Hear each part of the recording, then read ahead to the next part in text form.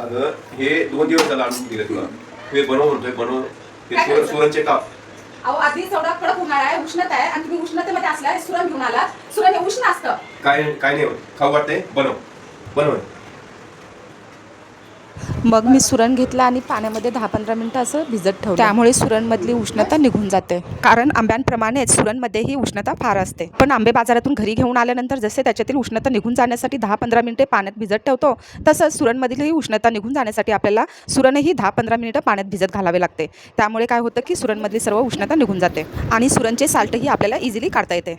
आणि आमच्या घरामध्ये कसं आहे ना की जी गोष्ट ज्यावेळेस खायची असते ना तेव्हा करूनच द्यावी लागते, जसं की तुम्ही आता ऐकलंच असेल. मग मी सुरणचे असे छानपैकी काप करून घेतले आणि सर्व सुरणच्या कापला मस्त असं लिंबू चोळून घेतलं. सुरणच्या कापला असं छानपैकी लिंबू चोळून घेतल्यानंतर मी हे 10 मिनिटं बाजूला ठेवून दिलं. कारण सुरण हे कधी कधी आळूच्या पानांसारखं खाजरही निघतं. असं सुरण खाल्ल्यानंतर आपल्या जिभेला खाजही सुटू शकते. म्हणून असे सुरणच्या कापला लिंबू चोळून 10 मिनिटं जर त्यामध्ये ठेवून दिलं तर या सुरणपासून खाल्ल्यानंतर आपल्या जिभेला खाज वगैरे सुटत नाही.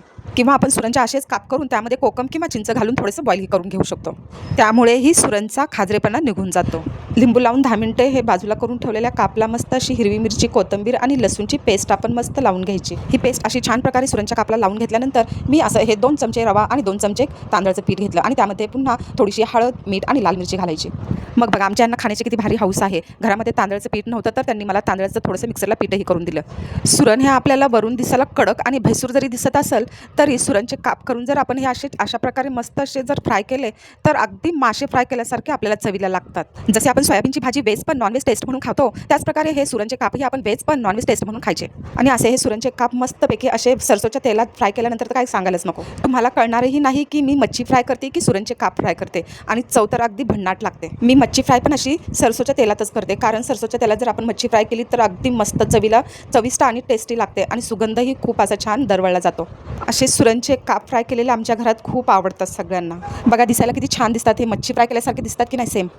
आणि सुरणचे काप म्हटल्यावरती तर आमच्यांना दमच निघत नाही. हे बघा पहिल्यांदाच ताटात वाढून घेतलेला डाळ भात तर संपला नाही पण हे काप घेण्यासाठी यांची ही 3री-4थी वेळ आहे. मग मी यांना म्हटलं आता बास्कर आणि तो डाळ भात वाढून घेतलेला पहिला संपवा. कारण सुरण हे जमिनीतील कंदमुळांचाच एक प्रकार असल्यामुळं ते जर आपण जास्त खाल्लं तर पचनाला जडही असतं.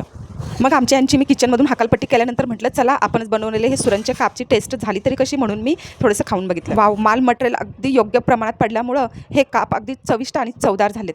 तर मैत्रिणींनो तुम्हाला माझी ही रेसिपी कशी वाटली मला कॉमेंटमध्ये नक्की सांगा.